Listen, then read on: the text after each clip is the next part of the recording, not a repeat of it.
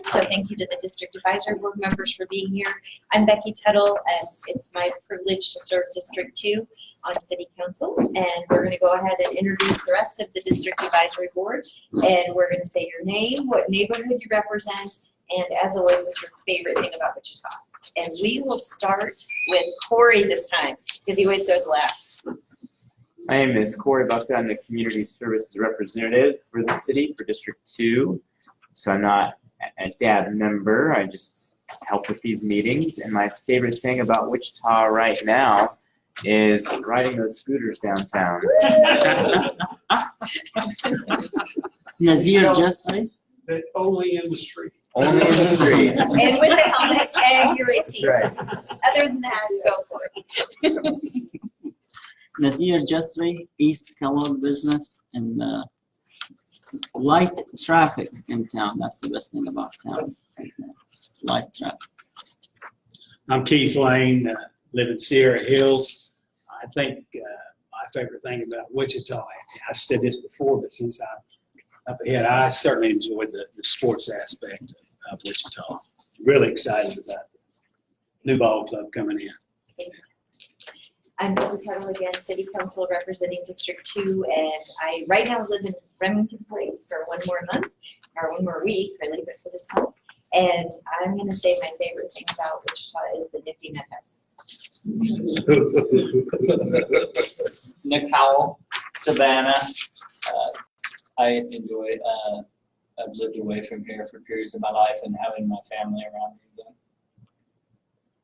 again. I'm David Babbage, and I live in Willow Bend. I'm not sure if I said this last time, but I enjoy our library system because I ordered a library book that they didn't have in our system, and they got it out of Oklahoma City, and I picked it up right here in Rockwell. Personal service. Concierge service. Joe Getz, I live in Whitetail, and clearly it's the weather. 17 years ago, I moved here from Louisiana. So, That's an improvement. moved from is the opposite. I'm Janelle Everett, Waterfront, and I think my favorite thing is actually the location of where Wichita is, where I can go any corridor, east, west, or south, and go visit my friends and my grandkids. Real simple. I'm Sam Lindeman. I live in Bonnie Bray. And my favorite thing about Wichita is still the people here. I traveled throughout the country on business, and Wichita just has some of the nicest people. Thank you all for sharing, thanks for being here. We're going to go ahead and get started then. So we have the agenda in front of us. It's pretty robust this evening, but would welcome a motion to approve the agenda. So thank you. A second? All those in favor? Aye. Anyone opposed? Fantastic. Corey sent out the minutes on Friday. Thank you, Corey, for doing such a good job with them and getting sent out. I would welcome a motion to approve the minutes. I'll approve. Thank you. A second? Second. Second, Nazir. Thank you. All those in favor? Aye. Anyone opposed? Awesome. All right. Is there anyone here this evening who would like to talk about a subject that isn't on the agenda? Is there anyone from the public who wants to make any comments about anything? Okay, hearing none. We'll go to updates and issues. Just a reminder that this Saturday at 8:30 is our District 2 breakfast. If you want to come, we're going to hear from police and fire as always, but then also Evan Roselle and I think Shelly Pritchard with the Wichita Community Foundation are going to be giving us updates on the Greater Wichita Partnership and the Riverfront Legacy Master Plan. I know some people couldn't make it to the open house, and so we thought this would be a great opportunity to get more information about it. So Saturday, if you can be at the region, and breakfast is provided. So please join us if you can. And then Corey and I are going to put this on the agenda every month between now and November.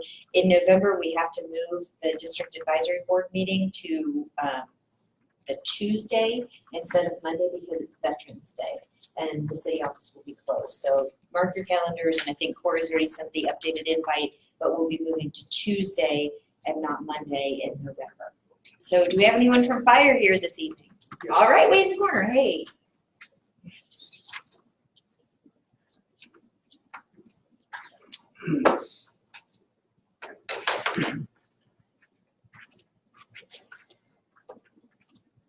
I am Jason Jones from Firehouse Number 9. I'm filling in as a battalion chief. Been here over in 9 Battalion for, actually it's 3 Battalion now. I'm dating myself. Since I think April. So we've had some of our chiefs retire, and so we're in the process of, once the budget gets done tomorrow, doing some promotions and things of that nature. So we've had several of our chiefs retire lately, and they had served for quite a long time, some of them. So good for them. And then they brought some folks in that are on the chief candidates list, and I've been with the city for over 29 years.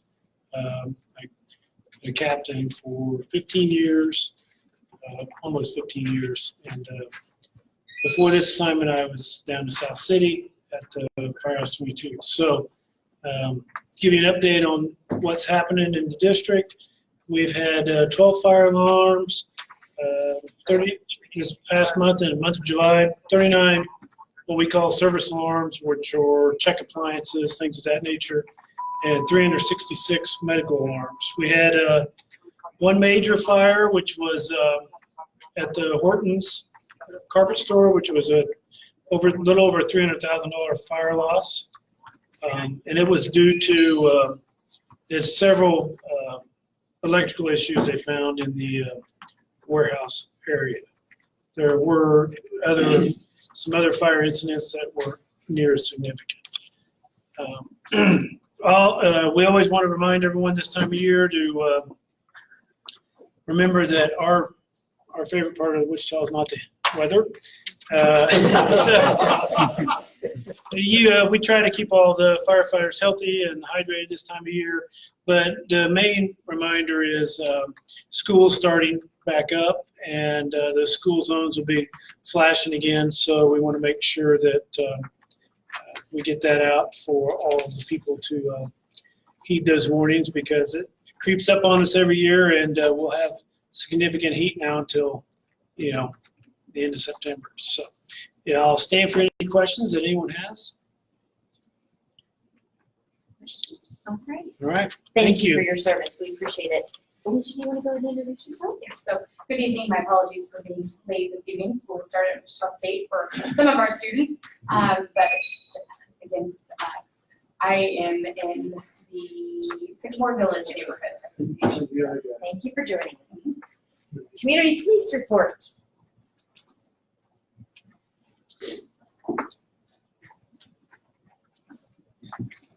Hello, everybody. I'm Officer Snyder. I'm back there. Here's Officer Clark. I can only tell you about my area of town because we didn't bring up all the numbers today. This is Officer Clark's first dab being on DAB 2, so I can introduce him. What we're seeing is a lot of increases in larcenies to autos. There's at least in my area, there's a 27% increase in that. So it's pretty significant. The other spikes that we're seeing is some auto thefts, as well as some residential burglaries.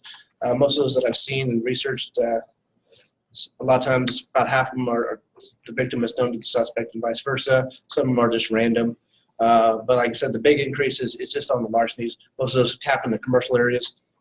So parking lots of the Walmarts, YMCA, stuff like that. People are basically just leaving their stuff out in the open, and people are either breaking the windows or they're leaving their cars unlocked. So that's the most significant thing that at least I'm dealing with on my side of town. Again, I work on the North Rock area with all the commercial businesses and such, so that's what I'm seeing the most of. I don't know if Officer Clark has anything else that he's dealing with. Yeah, I'm glad you brought that up. Larcenies in Wichita have obviously been a big thing for a few years now. I'm happy to report that this past week, we have started a theft reduction slash motel interdiction team. A little history on that team. Back in 2017, myself and another officer was asked by our bureau commander to start focusing on motel crimes that occur in motels. And I know that sounds a little crazy, off the wall, but our focus wasn't on people traveling into Wichita. It was the locals that were staying in our motels and hotels up and down East Kellogg.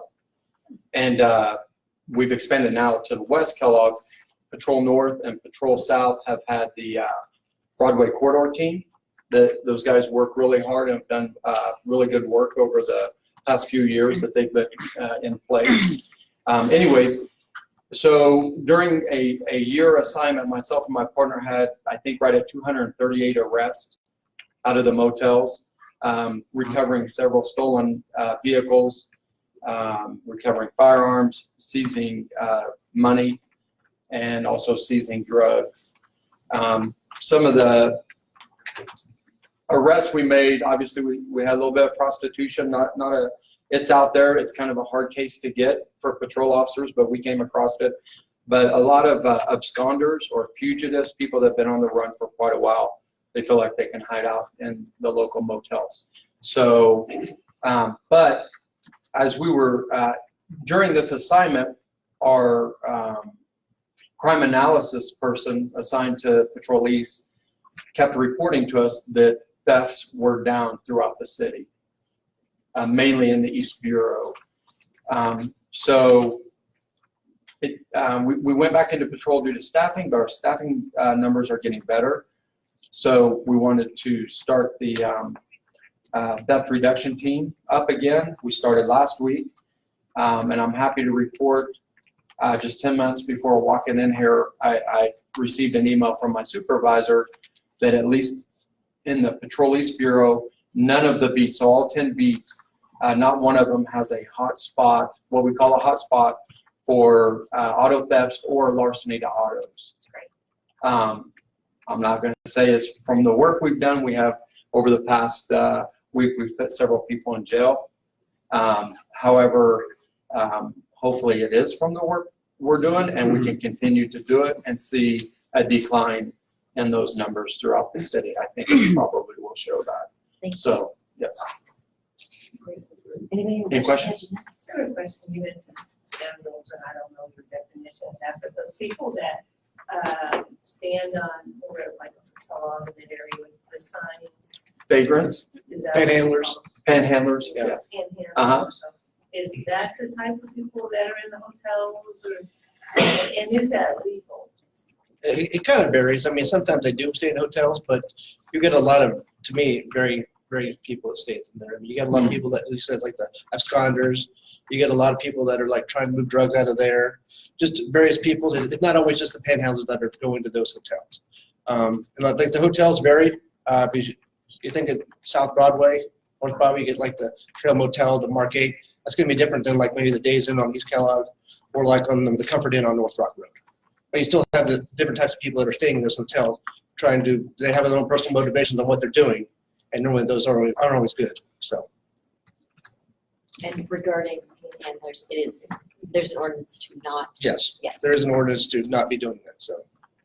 What about the groups, especially small kids, collecting on these busy intersection corners?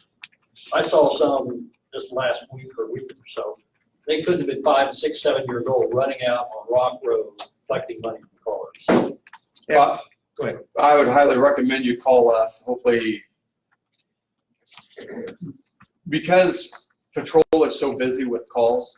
A lot of times those calls come in with panhandlers, and our supervisors we have to be selective of what we can make. If it's a non-emergency and we have priority calls holding, obviously officers probably aren't going to make it out there to make contact unless something escalates.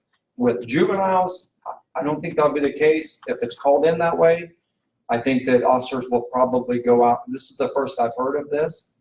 Rock and Central. Central and Rock? Yes. Okay, yeah. Getting a lot of those football teams. Yes, but it was. Small. I've seen a lot of those And there out was and a about. couple of adults, but I couldn't believe that letting their children run into the street and collect money. Okay, yeah. It was just plain dangerous. And who do you call? You have to call 911 because That's police correct. Yeah. closed. And that's something else I don't understand. Why is you'd think you'd have a phone call that you could, instead of 911, you could call your Unknown patrol emergency. lead or somebody. Well, and years ago, patrol, all the substations were 24, Yeah, that's what I thought. 24/7, but that's changed. Now, something, I always preach to my neighborhood, if you have anything, call 911, but, people just don't feel comfortable calling. They think, Right. they think it needs to be just a death And- emergency and- almost. Yes, and depending on what it is, if the calling party doesn't want to be contacted, there's a real chance the officers may not even get, sent out for that call. Like a suspicious character call, something along those lines, because of other priority calls holding. The likelihood now, if the calling party wants contacted by police, whether by phone, and you can ask to be contacted by phone. And that's what I would recommend if you don't want an officer coming up and knocking on your door. But then we will certainly look into that. I'm not going to say it's going to happen within 5 or 10 or 15 minutes, but. Thank you. Thank you.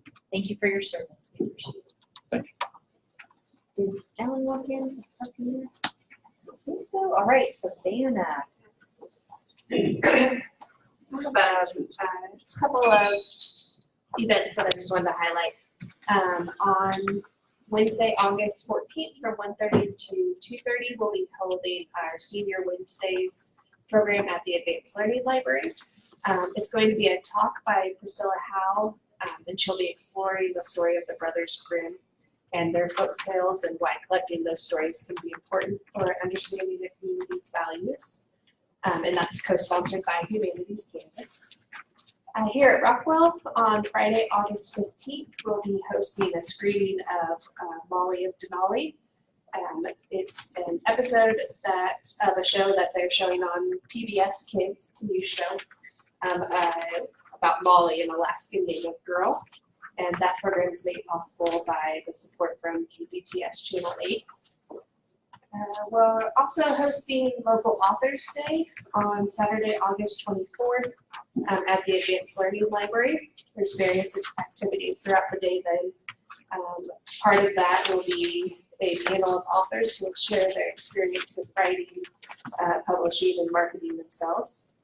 And that event will also showcase the talents of our literary community and foster some dialogue between authors and their readers. And then finally, we'll have a downloading ebooks class here at Rockwell on Tuesday, September 3rd. We'll be teaching people how to use Libby, which is our ebook, free digital ebook service. Registration is required for that, so you can call us or register online. I just wanted to say, 2 Sundays ago, I was asked to be a judge at the Teen Hackathon. Yeah.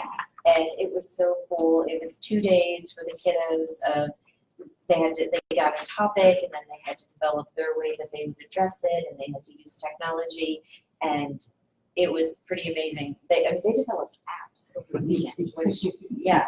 And also I kept thinking to myself, if these kids weren't here on the weekend and they had, great things to eat and they had t-shirts and they had fun, where would they have been in our community? So it gave them also just a safe place to be and a chance to use their brains during the summer. So it's a great event. So thank you for having me. Thank you, Savannah, for all you do. All right, I would entertain a motion to receive and file the staff reports. So Okay. So let's go with Joe and Nazir. You want a second? Fantastic. All those in favor, say aye. Aye. Awesome. Anyone opposed? Okay. So next we have public art funding proposal. And so I don't see Martha, but we have Jeff and Arlen. That's Martha. And, In disguise. And I'm going to move over here to this side so I can see. Okay. Hello, everybody. My name is Hy Tavian, and I'm here with Jeff Best. I work in economic development and city revitalization. Jeff is a landscape architect and also serves on the design council. Arlen serves on the art council. So you have a little bit of our small working group here. Patricia McDonald, who's the head of the art museum, she impaneled a group of us about a year, 18 months ago to really begin to look at how we can bring stability and predictability to expenditures on art and aesthetics in the city. So we've been working on an ordinance for some time now and want to share some of those thoughts with you this evening. Really what we're trying to do is to enhance the quality of life in town. A lot of other cities have percent for art programs. There are about 350 of these cities throughout the country. Here in Kansas, there are 2 that we've found. Both Lawrence and Hutchinson have percent for art programs. And one of the things that we're hoping to accomplish is often when art is added to a project, it's kind of the last thing that might be added. You might add a sculpture or something to provide kind of some aesthetic enhancements. We're looking to create a process where the artist is really part of the design team, which would include an architect and engineers and others. So the art really gets integrated into the full project. So we have a lot of great examples of art in other cities. Here you see here in Wichita the Nomar project that's been done, and also that's West Douglas Park with some local artists that have done that. Also, again, trying to bring some life to what could otherwise be really drab elements. If you look at the pedestrian crossing across the river, just upriver, there's a pipe just like that one that did not have any aesthetic enhancements, and it's really night and day difference in terms of what they look like, and also the functionality. With this pedestrian crossing, it gets you across the river and really adds a lot to the connectivity of the area. So these are some of the great projects that have come online here in town. The Horizontus project was completed earlier this year. I think that ended up costing around $250,000, $300,000, just to give you an order of magnitude as to what kind of funds we're talking about. Arlen and Jeff will go into a little more of the financing and the funds we're looking at for this program. I lived several years of my life in Chicago and was involved in the creation of Millennium Park. And just for context, I always like to bring numbers to these big transformative art projects. The Bean up there on the left corner, that was initially anticipated to cost $9 million. When it was said and done, it cost $23 million. I mean, the wonderful thing is it's a new icon for the city of Chicago, but to get those kind of transformative art projects, cities pay quite handsomely for those kind of projects. So one of the things we wanted to do is put this in context with some of the city-to-city tours that take place. The local Chamber of Commerce leads an annual trip to a city that we feel Wichitans can learn from. So these are some of the cities that have been visited, and each one of these cities has a similar art program. The range tends to be 1% to 2% of the capital budget each year. And this is just the last slide that I'll be covering. Of the money that we are looking to raise for this endeavor, 20% of it each year will be set aside for maintenance to address not only existing artworks, but ones that will be coming in the future through this program. So with that, I'll turn it over to my numbers guys, and then we'll have some Q&A at the end here. So Jeff Best again. I sit on design council, so I get to actually review projects as they come in. We've really been doing public art for a number of years. However, it's been a little bit ad hoc. We haven't had a firm funding source, so basically what happens is we make recommendations to staff on how much we think each project should have or get for aesthetic improvements or for public art. And they're kind of tasked with going and finding the money between them and finance, and so they kind of have to squirrel in this corner and squirrel in that one and do some fancy things to try to get that funding set up. That's one of the big parts of this ordinance, is to actually set a revenue stream and a pot of money that actually can be drawn upon. Makes everything a lot more transparent. We know how much money we're going to be spending on it. We know how to distribute it, I guess, more equitably across projects and across neighborhoods. So if you look at this graph, basically the pot of money is the blue dot, and that's the money or the revenue stream coming in. And then what happens is 20% of that, like Ty said, goes to maintenance, which right now, typically we have about $50,000 a year to maintain the public art system, which isn't even close to enough. And as that collection gets bigger over the next few years, that 50,000 gets squeezed and squeezed and squeezed. So that 20% is really going to beef up kind of how we maintain what we have. Leaving the 80%, then that 80% comes across and between staff, design council, and city council, we basically distribute. Doesn't mean that every project gets 1.5% for art. What it basically means is it takes that pot of money and distributes it against projects that have been designated for special consideration or enhancements. Now that might be 4 projects, it might be 8 projects. It just kind of depends on each year. And then it also depends on what type of project, how that funding gets distributed. But that goes by recommendations from design council and staff back to city council.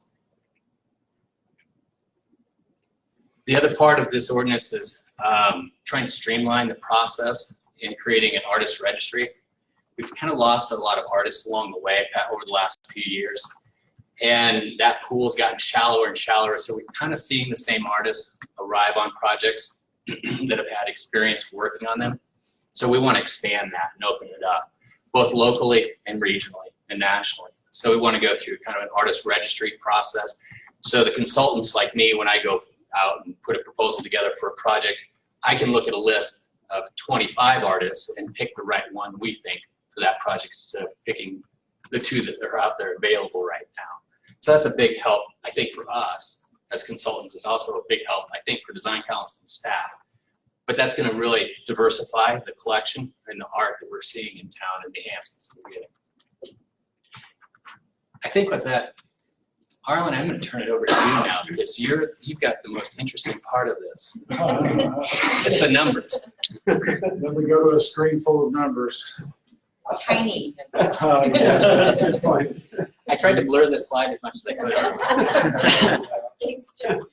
Well, the numbers are important, and the process is important, and having a city that we can be proud of is important. And when you start mashing all that together, and in 1999, we actually did have an ordinance passed that established the design council, and it said that city council should be considering art and aesthetic improvement in their buildings. So you see examples of that they've thrown up on the slide. You've seen examples in your neighborhood. You've seen examples up and down Kellogg's. However, that has all just been an ad hoc program that has no guidelines, no lane lines. It's just a wide open highway. So as we tried to sit down and figure out what part of the capital improvement budget, now that's completely separate from operations. Operations has its own world. This is strictly for capital improvement. We tried to figure out what is the right number. How do we turn this into some kind of a structured program to where city staff and the design council and city council aren't all scrambling trying to figure out what should we spend. So the city finance department went into the last 5 years. They went through invoices, they went through projects. They started digging out what have we been spending, because as my predecessors have mentioned here, there's many ordinances across the nation. 350 municipalities have a program that is structured. Wichita does not at this point. So we looked at what they were doing. It's anywhere from about 0.75 of the CIP up to 2% is the highest that we found, which is Austin, Texas. So we said, what is Wichita doing now? And when the finance department got everything done from the last 5 years, they came up with, I heard a different number this morning when I was sitting in the mayor's office, and he said that it was 1.19% of the total CIP. A report that I have says that it's 1.4% of the total CIP, but it's somewhere right north of 1% of the CIP. So when we first brought this ordinance to council, we recommended, as most of our peer cities have in place, we recommended a 1% of the CIP. So that would be a slight decrease from what we see even with the mayor's number or with the finance number. I've seen 1.19 or 1.4, we would be coming in at 1%, and that is what we have recommended as we have brought this forward. There are other calculation methods that have been brought forward. Des Moines uses a calculation method that uses funding streams and a percentage of those funding streams, and it's 1.5%. The city manager's office right now is recommending a very similar program for Wichita. And that's probably because the city manager has ties back to Des Moines. So I imagine when he was in short pants, he was part of that program, and now he's looking at something like that for Wichita. We're struggling with that because Des Moines is one of the only cities that does it that way, and it is complex. And we would rather it be a little more simple, a little more transparent. And part of the difficulty we have is as it's currently written, if we took tomorrow's CIP that's going to be presented to City Council, we would only be using about 0.34 of the CIP for beautification, aesthetics, and for art on public buildings. We feel like that's too low. That's one of the reasons we were in the mayor's office this morning explaining to him this is not the direction that we would see Wichita going. We don't really want to go backwards. We want to be competitive. So we've gone out to the district advisory boards. You folks have gotten to see the slides.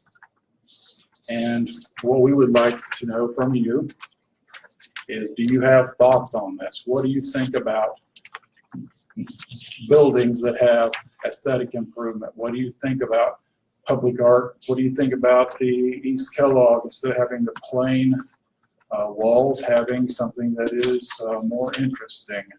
And do you believe that we should continue to advocate for as much as we've been spending? Should we advocate for more?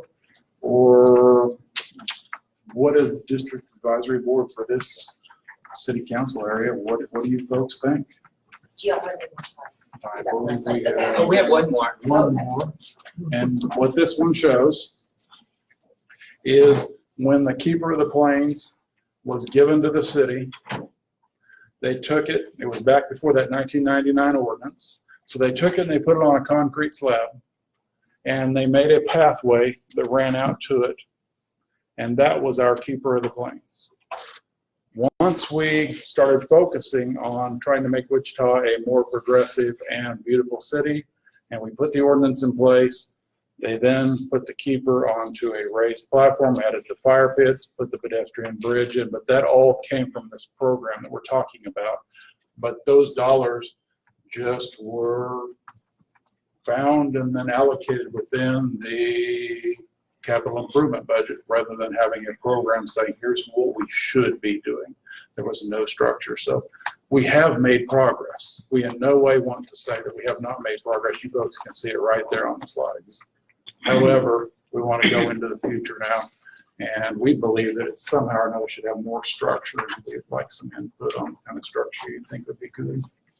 Thank you all for your presentation. So what we're going to do is we, at the district advisory board, ask questions, provide suggestions. Tonight, we're not making the final decision. Obviously, this is just an opportunity to provide feedback. And then we'll have some comments from up here and questions and suggestions, and then we'll go out to the audience and see if any of our community members have any thoughts or suggestions as well. So anybody in the district advisory board have any?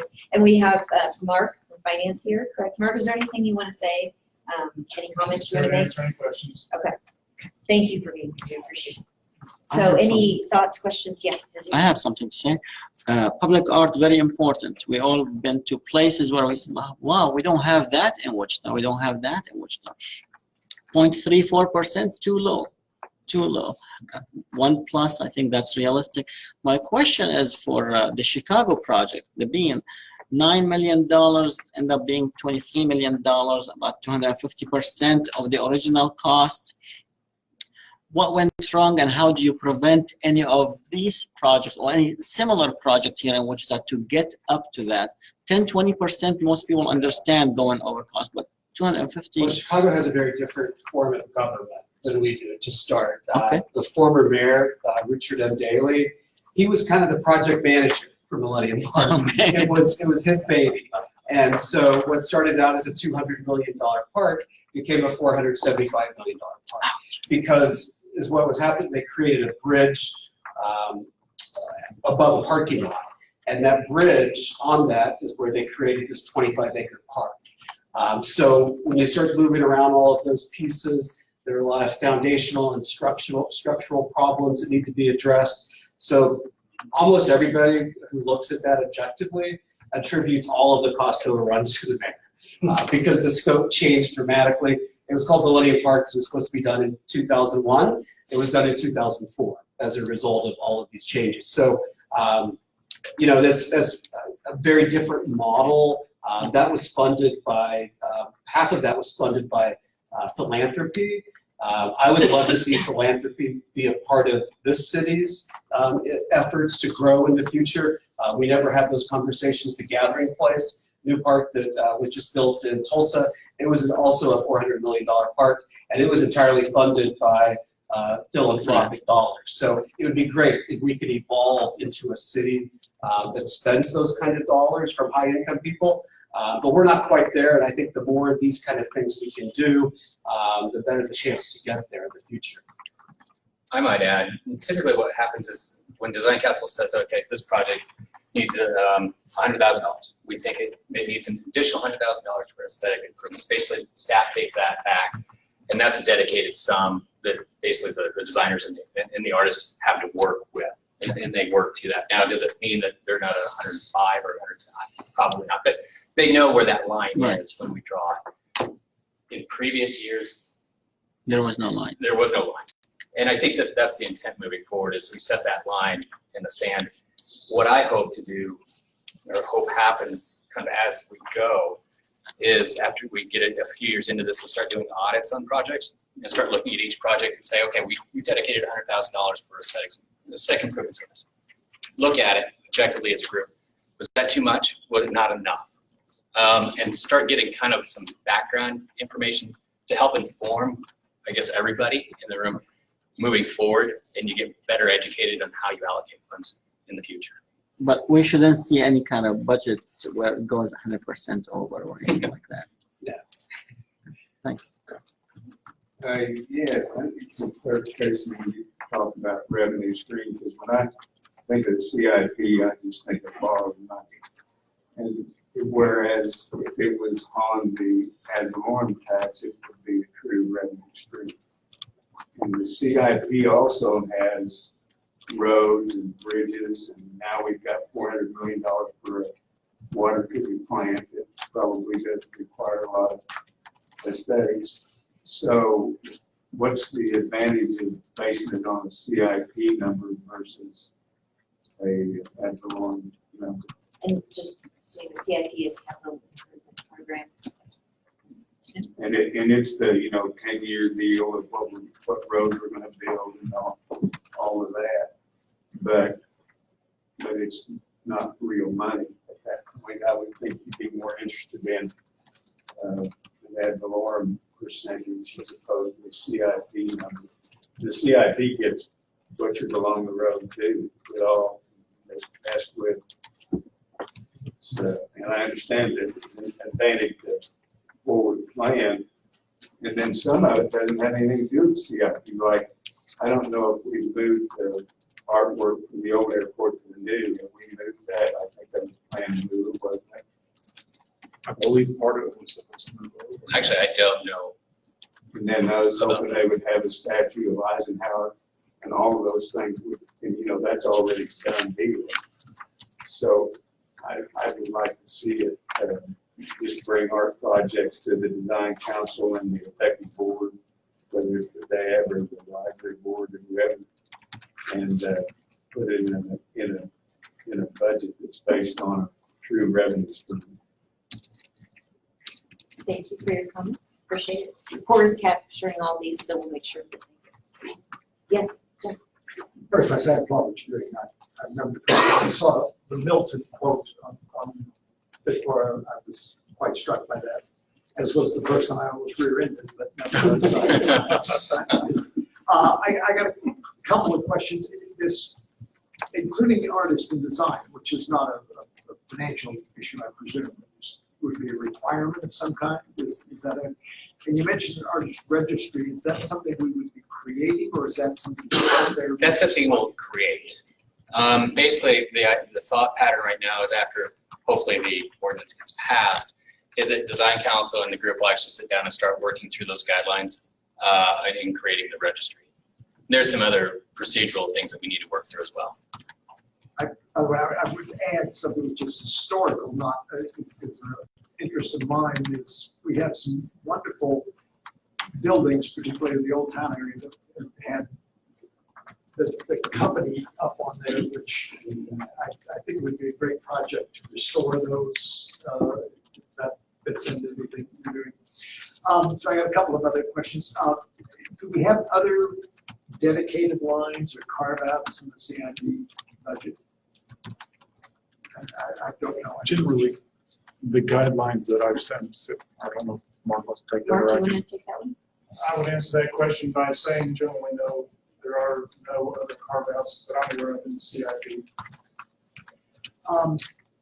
I think I could say, I'm guessing that if we had this, the opportunity for more grants and public-private partnerships might be enhanced because it would be a dedicated line. Philosophically, I'm a little opposed to carve-outs and budgets, but in this particular case, it probably could be something used for leveraging additional grants. One thing we did see when the 1999 ordinance passed, we started focusing more on doing things like this. I don't know how much you folks are up and down Douglas, but all the little bronzes that are up and down Douglas, those were all a private donor that saw what was going on in the rest of the city and wanted to finance those bronzes up and down Douglas. So it does indeed spark that in Wichita, and we see that across the nation. But I would add, when that does happen, it becomes part of the city's collection. Therefore, the city's responsibility to maintain those as well. I was a university professor for years, and I think it was Baylor, toward the, sometime maybe 20 years ago, every donor who was going to build a building had to endow for maintenance. That's part of it. Jim? So again, I agree, I applaud you guys doing, the crazy part is some of the stuff that we're looking at, I've never even seen, that it's already in existence. So we get this far, and we don't do a great job of promoting it and trying to get people out to actually see it. Of course, everybody's familiar with the Keeper of the Plain, but when I look at like the Nomar market, you know, that's beautiful. I love that, and I look and see some of the stuff and how the other people. But the question I have has to do with the budget. You got an app somewhere of a 1.4 and then a 1.19. You can give them these different numbers, right? There's like that's kind of a good significant amount of dollars that in between there. How can we hone in on the real number? Mark, do you want to take that? Yes, ma'am. Like Arlen said, we reviewed expenditures for the last 5 years. National Public Works did the bulk of the work. I didn't correct Arlen. I appreciate him giving me credit for doing it. The truth matter is that Terry's staff, Public Works did the vast majority of the work. But anyway, so we tried to look at what the percentage was in the past. And it was, I believe, close to 4%. However, the vast majority of that was East Kellogg. As Arlen pointed out, we had lots and lots and lots of work on East Kellogg, and that was very expensive. Of course, we had a funding stream for that. So what the 1.19 represents, that is the equivalent number to the 1.5 that the city manager has recommended in the CIP.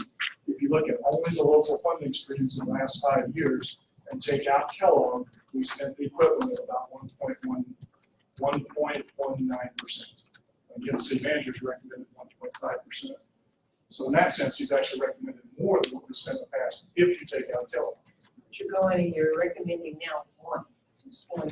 You may want to clarify what that means to. So part of the difficulty with the number the manager is recommending is it's not off of a clear set of numbers on this side of the equation, because you always have your percentage over here on this side of the equation, then you have your multiple sign, and then over here we've got this piece that's a carve out of partially bonds, partially local sales tax, but only the part of local sales tax that's not being used for debt service, and then part of the transient gifts, the guest tax.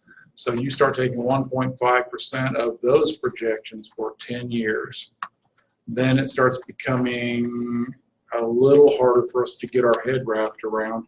And since Des Moines is the only other city that's using that kind of structure, it's hard for us to look across the nation, to look at our peer cities and say, how are we stacking up against a Boise who is growing rapidly? We don't know for sure. It is a way of getting there. At the end of the day, we end up with dollars that the design council can then allocate to projects. From my perspective, as a CPA, I prefer to make it as simple as possible to where everyone can understand it and where it's not quite as easy for one side of the equation to be manipulated. And just one last comment. Yes, please. You mentioned the city tours in September. This year they're on San Antonio in September, so there's, you want to go along? I'm sure you'd like that. I'm going. Love Come to. on. Yeah. You're going in September? It's gonna be a toast. I was curious on your revenue stream, is there some way we could tax or they could get part of the tourism dollars that are being generated for like Visit Wichita and stuff? Is that all committed or is? There is a slice of that in the current calculation. Yeah, because that's what I'm thinking. I mean, this is all going to be in, visitors coming to our fair city are going to see a lot of this artwork. I would think that might be a revenue stream that you might want to see if you can. The part of that that is committed to capital improvement over the next 10 years is part of the calculation as it's currently written. So that you're right on target there. Could we increase that part? Increase the amount? Yeah. Right now, we're suggesting, I mean, so if that's something that you want to make as a recommendation that it's increased, that's your opportunity to provide that feedback. Is that what you're saying? I would, part of it's earmarked, but, in order to reach your goal that you've got set, I mean, that might help offset some of the CIP monies and as you're saying, keep it simple and, if I've got this source of revenue coming in, and then I agree that once you kind of get that rolling, there'll be some donors that will step up throughout the city and say, okay, I'll participate here. We do anticipate that. I just have a comment. Yeah. More so than anything, when you were talking about all this, I appreciate art, and I think about young families, and when you're talking about downtown areas, I initially thought of Greenville, and they have their Mice on Main, and so it's a scavenger hunt. So when you think for young families that are coming or in the city, I'm looking at something different. I can only go to Botanica, Exploration Place, some of the great places we had so many times with my 6-year-old. But if there's something different, and so I think that's what I appreciate about the arts, and so I'm certainly something I support and thinking about how we continue to add value about the quality of life and really continue to attract and retain our young talent. I think is an important piece when we talk about the art. So I'm excited about this possibility. We have a hidden troll. Yeah. Keeper of the drains. Well, another private donor comes to my mind going out that was his flower. Yes. That comes under this too. That would not. No, that would actually be separate. When it comes to landscape, it gets a little ambiguous. That's all private donation for the planting and the maintenance. That city did they purchased all the planters, but that was it. All right, no other Yeah, additional I comments? have.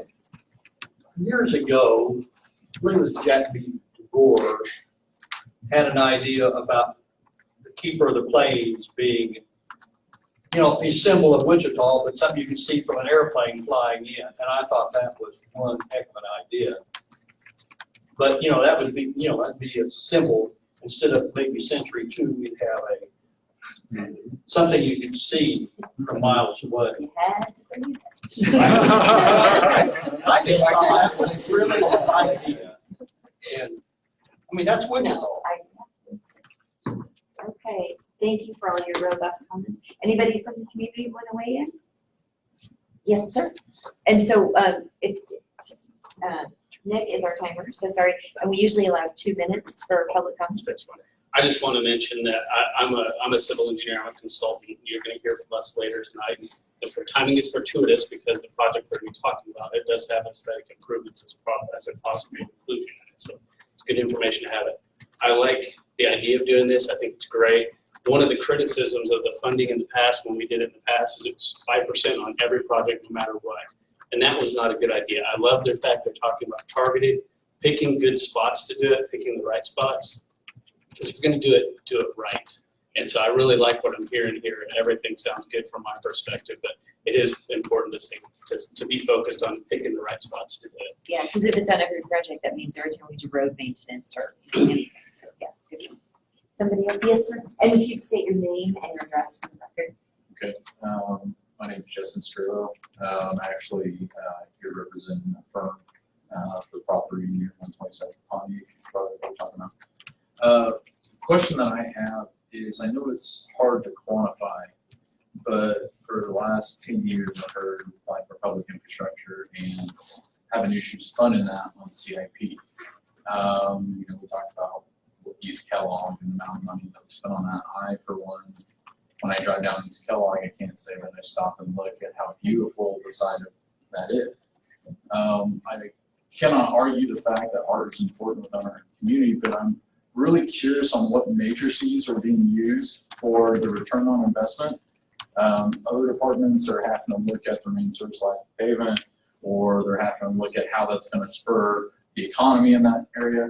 What are we doing when we're analyzing these projects and showing that this is actually going to be kind of spearhead growth for development in a specific location? Are we looking at, if you put an art piece down around a key part of town, are we looking at probably the sales revenue that's being generated from it? Are we looking at, the tourism dollars that are being spent?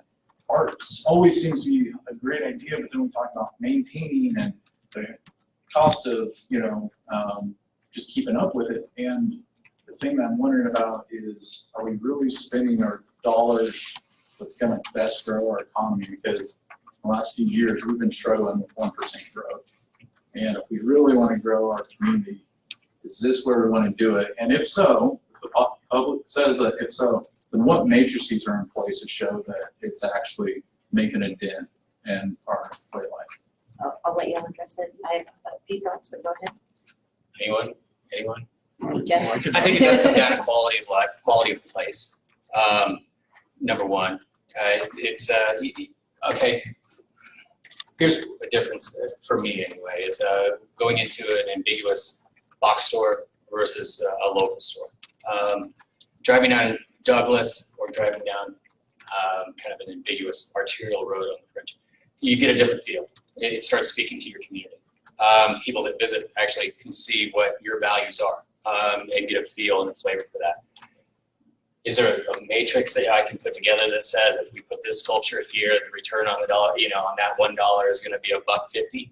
I can't do that. I don't know who can for sure, but I don't know. That's my point of view and my experience. So that's why we look at other cities that are having more robust growth than us. We always try to look at cities that don't have mountains and don't have oceans, that they have to work with what we have to work with. We try to see what they're doing. And then there are very large cities like Chicago that actually have done studies, and they can put up public art in a neighborhood. Then they start tracking crime statistics. They start tracking new business licenses, and they're able to see that those do correlate. However, in Wichita, for us to be able to have that kind of granular tracking would be almost impossible because of our size. I heard a story about Cargill. They weren't just looking at Wichita when they rebuilt. They were looking around, and one of the reasons that they did choose to stay had a lot to do with quality of place and what has been done previously. And I love your line of thinking, and I love evaluation and return on investment. And I agree, it would be really hard to track, but we can look at crime and we can look at some other things. But I was at a meeting today at Textron with another council member and some city council, but some county commissioners and some key staff from the city and county.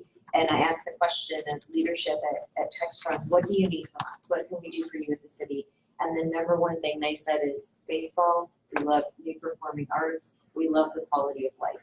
Because we can attract people to come here, but we need them to stay here. And that's what they can't do there, right? They give people a great job, a great wage, train them and make them happy at work, but the city can provide the quality of life. And so I think that's part of it. And I thought it was really profound. They didn't ask for tax abatements or anything else. They said quality of life is what they need the most from us. Anything else? Corey, am I correct? We don't have to vote on this, right? It's just, right? Just, yeah.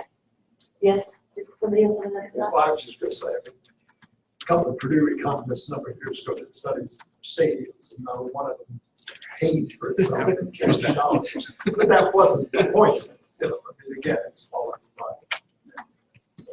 So thank you all for the rich discussion, and I really, really want to thank Arlen and Jeff and Ty. I think they deserve a round of applause because they're doing this as volunteers. And I had a couple meet with me today, a group meet with me, and they want an initiative in the community, and they really haven't done a lot of background or a lot of community engagement. And I look at what you all have done as volunteers who just deeply care about the city as much as we do, and my thoughts and appreciation really just go with you for everything you've done. So thank you for your time tonight, but everything you've done to get to this point.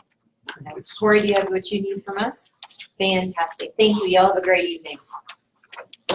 All right, so next item is Pawnee Road and 127th Street East intersection improvement. And we have the folks from Garner who are here as well. So Gary, you ready? Yes, I'm going to start things off real quick. I'm Gary Jansen, city engineer, and I'll be brief. I just wanted to kind of kick this off for you, then I'll let James Wagner, our project engineer, talk about it. Mike Spade and Kinley are here from Garver Engineering doing the design work for us. So I think, as all of you are aware, Southeast High School opened in 2016, give or take, just southwest of the intersection of Pawnee and 127th. Needless to say, the traffic with the high school alone has put some stresses on that intersection and impacted the level of service. There's some development that's happened in the area that's added to that also. But as we see around a lot of school campuses within Wichita, you really get a lot of traffic in those AM and PM peak hours. What we'd like to look at is the idea of building a roundabout here in lieu of a traffic signal. Right now, a traffic signal is not warranted. The intersection's working okay. It's not breaking down. Since the city took over that section of road when the high school was built, there have been no recorded accidents at all at that intersection. It doesn't mean that there haven't been any. Sometimes they don't get reported, and so we don't have record of them working with the police department. I think this is a really good spot for a roundabout. We've got 3 of them in the city, in Delano, and 2 of them in Central Riverside Park we'll look at. Delano carries quite a bit of traffic. It works pretty well. There are communities that are finding that roundabouts are a lot more efficient, they're a lot safer. These are a lot of things we're going to talk about through this, so I don't want to get into a lot of details, but this really suits itself for this type of improvement. It's something we programmed funding for about 3 years out in the capital improvement program. As Ken mentioned, this project was recommended for special consideration by the Design Council and has specific funding within the budget already for aesthetic enhancements. Ideally, what we think we would do at the roundabout is to look at improvements in the inner circle and most likely get Southeast High School engaged on what that might look like. We were able to make some improvements on Oliver adjacent to Wichita State.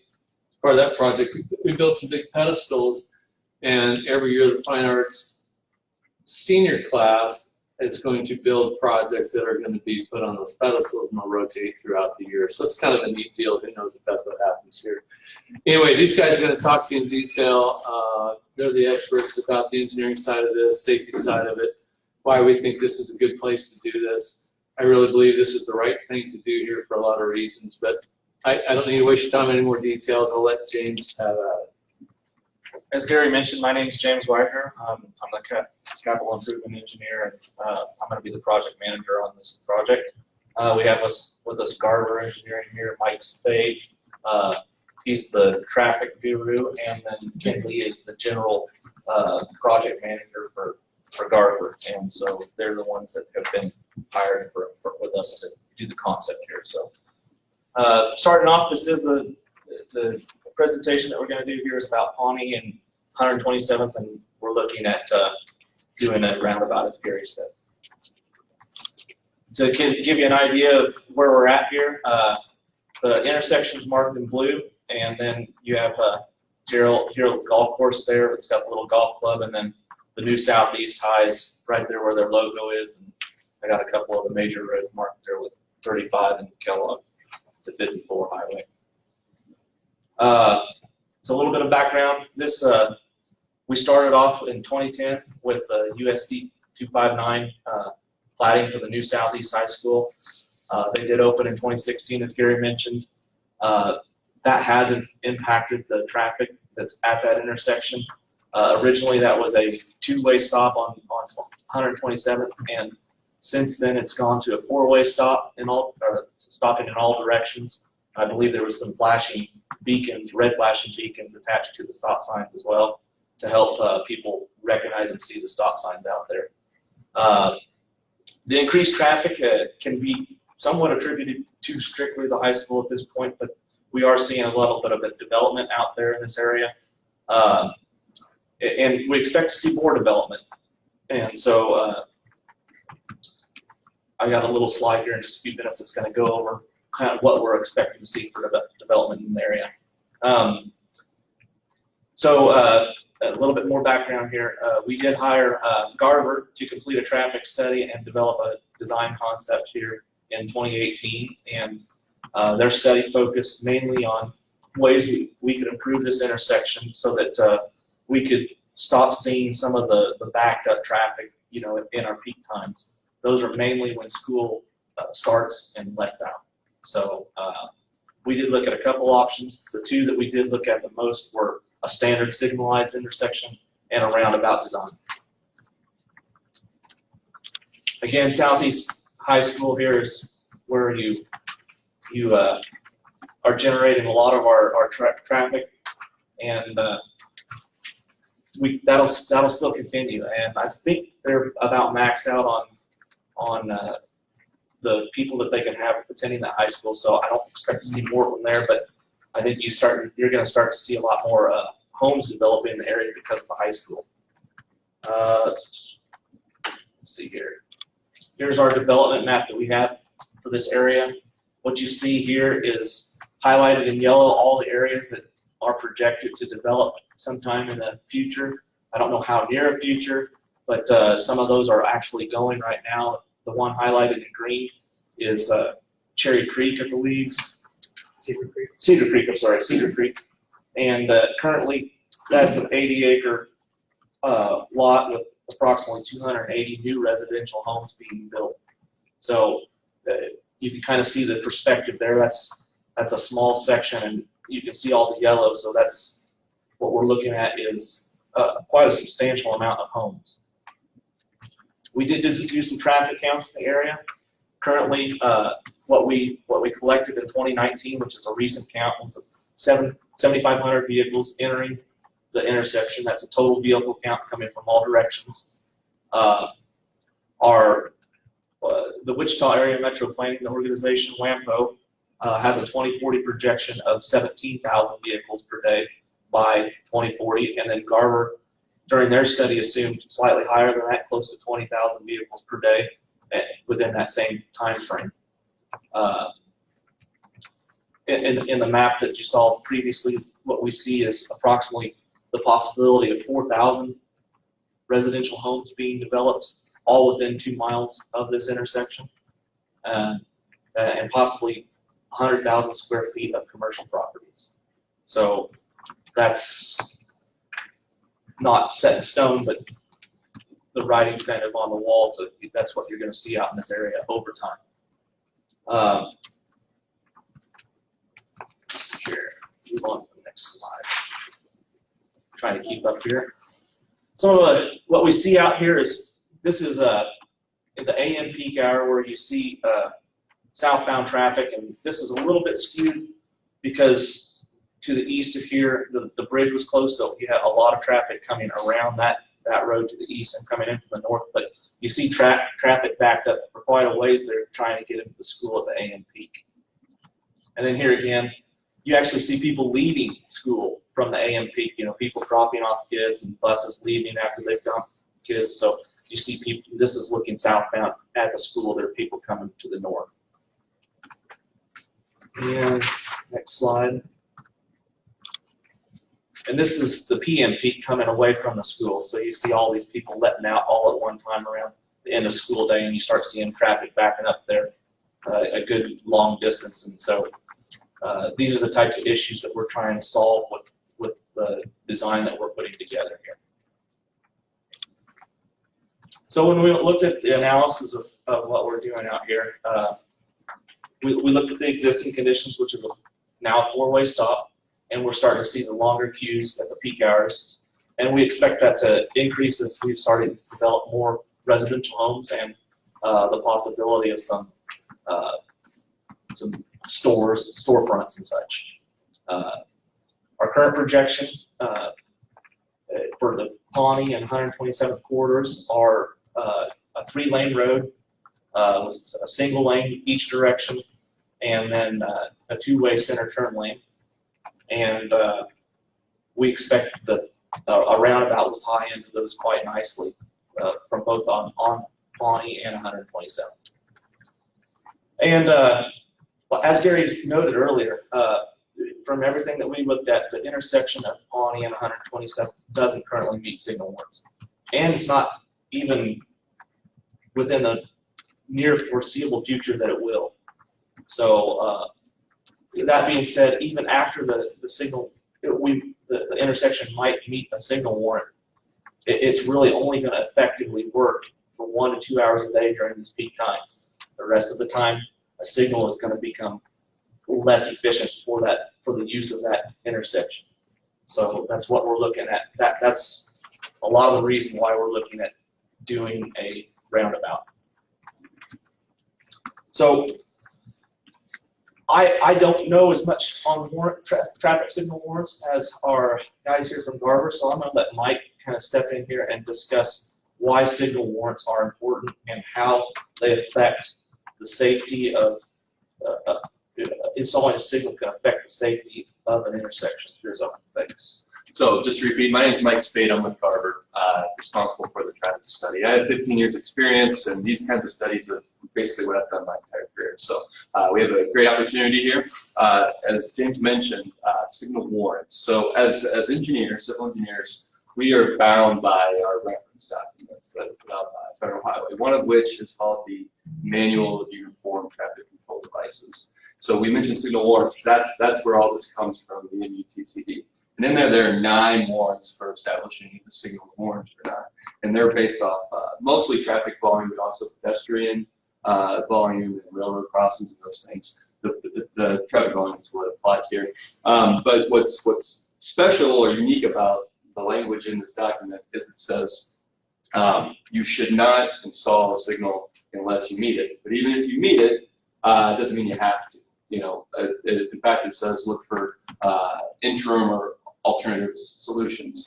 So you might be thinking, well, why? We have a lot of signals, they seem to work well. Well, they work well when they are warranted. When they're not, they cause issues. And as you see here, we list several of these issues. One is they actually increase delay when they're not needed. You're sitting at a red light, wondering why it's not your turn. That happens when the signal stuff's not needed, or only needed for maybe 20 minutes out of the day. The other is it turns into a compliance or a confidence issue. If drivers are at a signal that they realize is necessary, they stop following it, they get frustrated, they gun it the second it turns green, or are trying to make that end of the yellow. They can encourage cut-through traffic, going through neighborhoods instead to avoid the signal. And then also one thing that happens when it's not needed is that signals cause intermittent stops. And what the research shows that sometimes that causes more rear-end collisions. So signals aren't bad, but when they're not warranted, they do have issues. So as we mentioned in this slide, mimics what we have on the board there. We are proposing a roundabout at this study intersection, and it has a lot to offer, and we'll walk through these individual components. But what we have laid out here is a is a traditional roundabout, single lane circulating through. And then we also added right turn lanes as a nod to both the high school itself, and as we anticipate some growth out there, so we want to make sure this has a long design life. So just to break down roundabouts, because I know there are a couple here in Wichita, but not a lot. These are some principles. The guiding principle of roundabouts is slower moving traffic. So if designed properly, cars will circulate through the roundabout at about 20 miles per hour. And there's a couple things that are designed to ensure that. One is called the splitter island, as you see on the left, which encourages cars to actually deflect rather than go straight through. We're introducing some curvature in there. And then of course you have your it's called inscribed circle diameter, that's your outer diameter, and then you have your central island, which has two components. The kind of orange beige color there is called the truck apron. That's that would be a raised element, but very close to the pavement, and it's designed for larger trucks to off track and actually use that to complete their maneuver. And in the center area, as Gary mentioned, that is often used for landscaping or some kind of aesthetic enhancement, which helps community benefit kind of idea. To the right shows the basic operation here, where it's a generally circular shape. Sometimes we'll get some odd-shaped ones, but certainly here, four-legged, we would have a circle.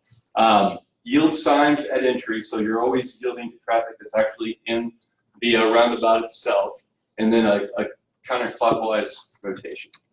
So one of the prime benefits of a roundabout, you ask yourself, well, why this roundabout? Well, one is the safety data for these across the board, Midwest, East Coast, West Coast, everywhere it shows up is that tremendous safety benefits, reduction in collisions. So overall, 40% reduction. But what's unique is that the injuries that it prevents are the really serious ones. Your injury collisions and your fatal collisions. 90% fewer fatal collisions when compared against the signal. Now, why would this be? It's kind of an unconventional thing. Why are crashes going down? Well, there's a couple of reasons. One is the slower speeds. Quite bluntly, a crash at 20 miles an hour produces fewer injuries than one at 45 or higher.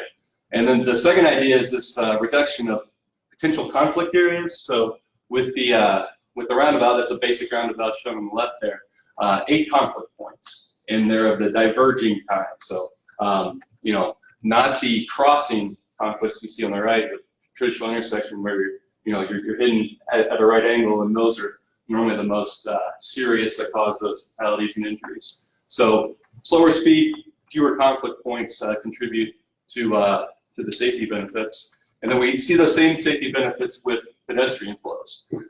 8 conflict points for pedestrians versus 16 for crossing. And we also have, for pedestrians, we have slower speeds, which helps. Your crossing locations, you're going mid-block, so you're only crossing one or two lanes at a time, so you don't need as big of a gap.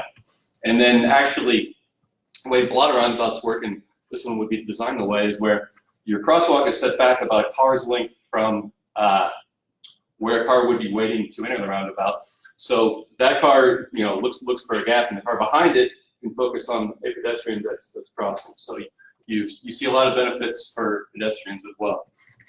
So this last slide here is interesting, and this is based off research by the National Cooperative Highway Research Program that looked at installations of roundabouts in communities where there weren't many, and then what the attitude was before and then after. And what it showed is very interesting. So approximately 75% of those polled before it was installed were either negative or very negative about it. And then a couple years later, when asked again, that attitude changed almost across the board to well over 70% positive, very positive, and almost nobody was negative still. So good safety benefits, and it'll also function very well throughout the entire day. James. I'll take this back over here, discuss some non-traffic issues apparently. So we looked at some of the stuff that is important for taxpayers as well. One of the things we looked at is costs. In a typical signalized intersection, you're going to have a signal that you have to own and operate and maintain. So you don't have to replace the signals every 10 years or 20 years or whatever that's required to replace out bulbs. You have minimal labor to maintain a roundabout versus having to send somebody out in emergencies to turn them back on and stuff. If you have a power outage, you have no electricity cost for the signal since you're not running power for lights. And overall, the roundabout functions more efficiently than a signal when you have the type of traffic that we have in this area. And so also, we have looked at this roundabout to model what we have as far as large vehicles. We looked at specifically buses and semi-trucks, and with also large tractor trailers that might be offloading out there. Now, someone has brought up the fact that there might be some farm equipment, and we will need to look at that as well. We have not started looking at that yet, so that's something that we're going to have to look at as well before we get going. I do have a couple animations here that we can look at real quick, and we can run through all of these in more detail if you want to talk about them afterwards, or during questions. But I'm going to run through a couple of these real quick, and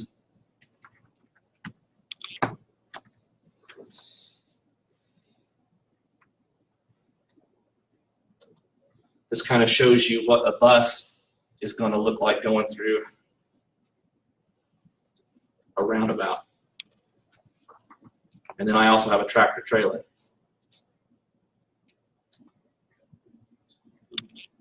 So this is your bus as it enters. It's going to go around and it's going to stay within that circle and do a whole whip around all the way 360 degrees without any issues. And that's a full-size city transit bus, correct? Yeah, and that is modeled after a full-size city transit bus. They wanted us to look at that because Southeast High School actually uses transit bus for transport. And then I have another one here, which models a semi-tractor trailer. As you can see, this tractor trailer's tail end is going to encroach in on that inner circle there and go up on the apron, that's what it's meant to do. It's meant to not carry normal traffic, but when you have longer vehicles, tractor trailers, it's meant to accommodate them in their turning movements. I have an overhead view of that as well, where you can actually see what it looks like from overhead and how it actually encroaches in on that circle.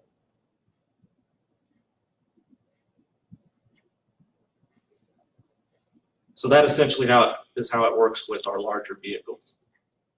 We'll go back to our presentation here. I can figure out how to do this here.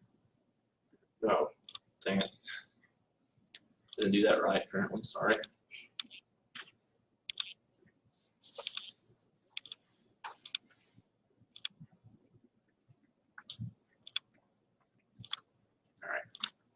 As stated before, this is up for special consideration for aesthetics. We haven't come up with any thing set in stone, but at this point, ideally, what we would possibly look at was something in the inner ring that, like I said, probably dealing with someone there at the high school, getting their input, figuring out something to do with them, possibly something like we did at Wichita State, or something more permanent from the school as well. This intersection will need to close for construction. To be able to maintain traffic to the high school, the best way to do this is going to be shutting it down after school closes and try to get it open before school starts and doing all of our work in one summer. And our estimated construction date is the summer of 2022. So with that, I'm going to summarize kind of some of the key points of what we're looking at here. And one of the things that this intersection does need improvement to handle the traffic that we're going to see here in the foreseeable future, but it does not warrant a signal at this time. Roundabouts do not require to meet warrants, and they can immediately help with the traffic you're seeing now and into the foreseeable future as well. Once a warrant's fulfilled, signalization will only benefit traffic flow for 1 to 2 hours a day, according to what we've seen. So the remainder of the day that you're going to go through that intersection and possibly be delayed where you wouldn't have a delay with a roundabout. Roundabout works efficiently 24 hours a day. There's no start and stop with it. It's the same all the way. Analysis of our proposed roundabout indicates that it will outperform the signal for the design life of this intersection. So we've looked at forecasting how long this is going to last, and to the best of our knowledge, it's going to last for as long as the intersection will. Roundabouts can can reduce accidents, and what we pointed out was especially the fatality and the injury accidents. We do this by minimizing the conflicting crossing movements where you can T-bone somebody, and then slower speeds. It's a traffic calming device. You have to slow down to get in and through it. That's great for inexperienced or younger drivers where they may not have the decision-making skills in a typical intersection. And with the high school being in close proximity, that's expected to hopefully help in the future. We have the reduced maintenance costs and material replacement costs. We don't have to deal with that. It works in power outages. Even if you have power down, you don't have to send somebody out there. It's still going to work just the same as it did 10 minutes prior when there was power. And we're going to add the aesthetics in the center ring. Our financial considerations that we have at this point. Our existing budget for the project was $40,000, sorry, and that included the design concept and our traffic study. The adopted CIP includes $200,000 for design in 2018, and then $150,000 in 2021, and then $1.2 million in 2022 for construction funding. So before I conclude here, I wanted to show you some of the other ones we have across town. These are a little bit older designs, so they don't have quite the same geometry. The geometry that we would look at with a new one is going to be where you have a standard circle, and then you kind of take and twist the legs a little bit to slow people down. These don't quite have the twists of that they do, but these are essentially very similar to what we have, and you can look at these. These are the first two here at Riverside Park, and this is at Murdoch. As you enter the Riverside Park from the east, and then here's Central Riverside Park at NIMS, where you enter the park from the south. And you can actually see the inner circle there is being used by that small little trailer where he's hugging it pretty tight, and his little trailer is actually jumped up on the curb just slightly. And then the other one is also Delano, as mentioned here. This functions pretty well. You can actually see a vehicle in it now. This one's got the art piece in the center, so I don't know that our art piece is going to be quite as big as the clock tower. That's a pretty significant piece of work that was done with that one, but it looks something similar, I suppose, that the work proposing is something similar to that. Conway, Arkansas has has a intersection that's been designed. This is almost identical to what our proposed design is at this point. It shows how vehicles enter and exit. It's got the right turn lane you can see there. You can see a car turning right there, and then these people are traveling through, and you can see it moves traffic through fairly well. Here's some of the striping that's associated with that in a street level view, where you have your crosswalks, and you can split the crossing at the island. You can stop if you have to, and then walk across the rest of the way. Then you have the directions on the pavement where the left lane is to go through and then off to the left, and then the right lane is specifically for turning right. With that, that's pretty much the end of what I've got here.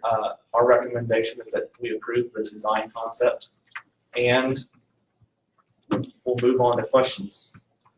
So we'll start off, see if we have any questions from the board, and then we'll see if anybody from the audience wants to make any comments. But any comments or questions from the board? Yes, sir. Was that last one a four-lane roundabout? The Conway? No, it's a single through lane and right turns, just exactly like what we're proposing.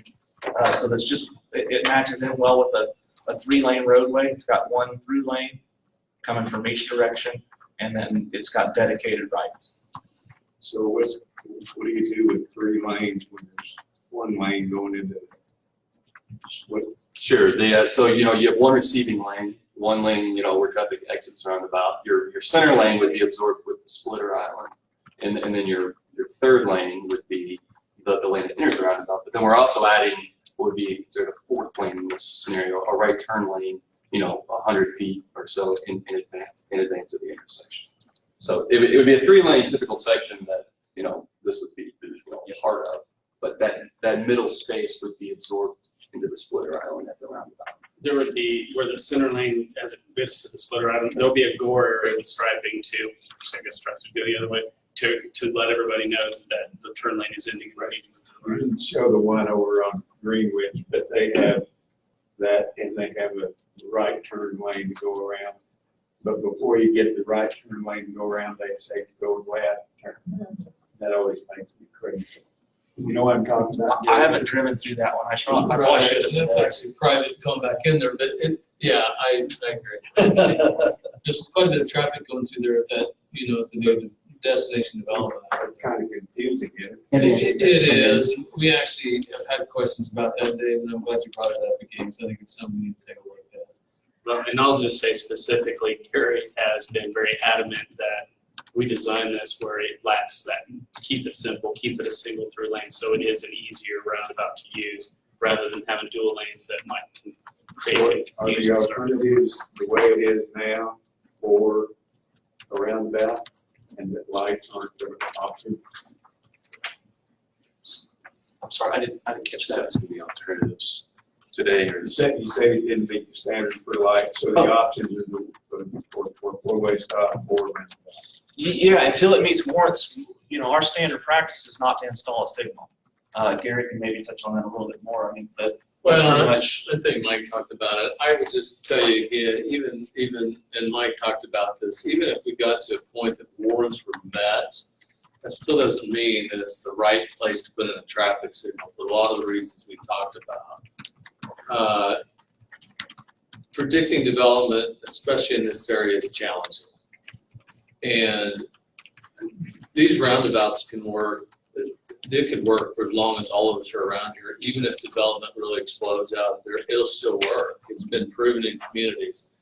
We're used to looking at traffic signals. That's kind of what we do. But it's something that we don't want to be so focused on anymore. And so even if we met warrants for a traffic signal, our recommendation is still that this is something that's going to be there for a long, long time. Well, they went through this process at 45th and Woodlawn, and I understand that's not going to be around now. Is that right? Or has that been said? Well, it's City of Bel Air, but that is correct. It's my understanding, and this gentleman right here probably talk about that because that's his area, but it's my understanding that there was discussion and the decision was made not to put it around about. Yeah, and in that area there, the Catholic Care Center, they have a sign that was encroaching pretty closely. There was some developments, there's a business right there that was gonna have some access issues, that pre-existing drives that they don't really have the ability to relocate. So it wasn't well suited to this. This area we're talking about is a much larger footprint. There's no conflicts right now. Everybody would build around it. That monument would take $5,000 to move that probably. It's something different. It's like anything else. People are a little bit scared about change. I think there's a great place for roundabouts. An area like this is really, really the perfect place, I think, to make this work. And if for some reason it doesn't, we can still go back to what we were doing, but I'm confident from what we've seen elsewhere, nobody will want to go back. I think it's a great idea, the roundabout, great idea. But you mentioned 3 lanes. I'm seeing 2. Which third lane? Sure. So you have, you have one lane coming this direction. Oh, the other direction. Yeah, and then one lane coming this direction. And then apologies. Little misleading. Yeah, total crust. And then your center lane would be absorbed into the middle island like this right here. Okay. So that's what the plan is out there for the both corridors. 127 and the Pawnee will have a lane going each direction, and then the center lane, and that's how it matches in well with the. So if you're doing a turnaround, it's just one lane. Yep. That's hugging that circle. Yep. Okay. Okay. But just so it's clear, if you're in that center turn lane, you're not just going to run into that median. Further back, it will effectively stop at the last entrance driveway, and then it'll be striped off there. You'll be forced to get out of that center turn lane. Right. There'll be no use. And It'll have no use. And there would be no driveway. Correct. And studies show there's no need for two cars at the same time, 2-car wide So I'm gonna turnout. tell you that, Mike, if you don't mind, the design recommended by Garber sets itself up that this could become a 2-lane roundabout if the traffic demands got to that point. I will tell you, and this, I'm not even have direct experience with it. It's not that it can't work. And coming into Emporia on Highway 50, you're coming to Emporia, there's a big roundabout there that was originally set up as a 2-lane and nobody could figure it out. So they took it back to 1 lane. There's one in Manhattan, 3rd and Anderson, Bluemont, at the exact same way that they thought would work really well for 2-lane. It's a little bit of a challenge. And there's some conflicting movements, and for people to understand, it could work. It's worked in other communities, but this will accommodate traffic for a long time without needing. Are those common in Europe? Yes. Yes. I went through a 6-lane one in Costa Rica. It was a mess.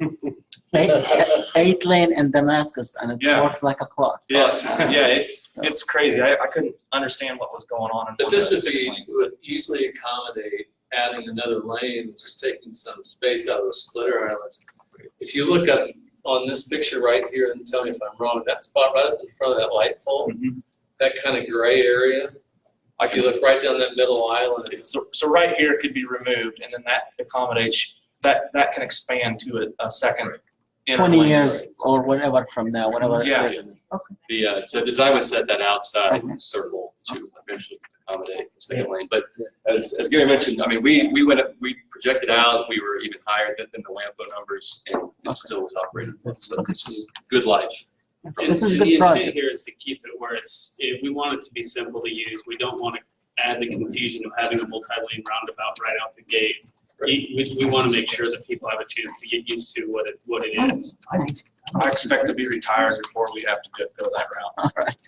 The one thing I want to mention, just as an aside, whenever you're talking about different things, there's always a little bit of resistance, and if people resist change. If you remember, right, a few years ago, the city of Wichita started doing 3-lane arterials instead of the 4 or 5-lane arterials, and everybody was furious. Why not do a 4-lane? And everybody said, "Hey, this is gonna be fine." You've seen a number of 3-lane arterials go in, and I don't hear a bunch of people complaining after the fact. They thought it was going to be a terrible deal, but they actually work pretty well.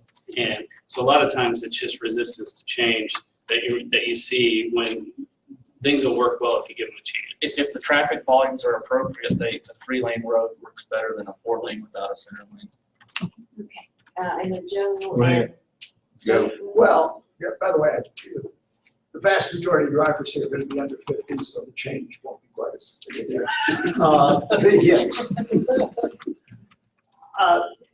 Back to the cost benefit thing you raised earlier. At the moment, the choice is stop signs or this. It probably would be helpful to have, how long does it take 10 cars to get through, a stop sign versus a roundabout?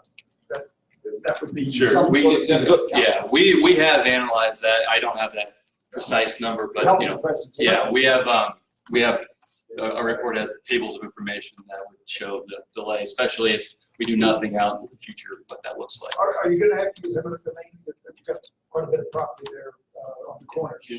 So we haven't had any discussions with any property owners at this time, so I have 2 more videos. If this will kind of go towards your answer. I have 2 videos here.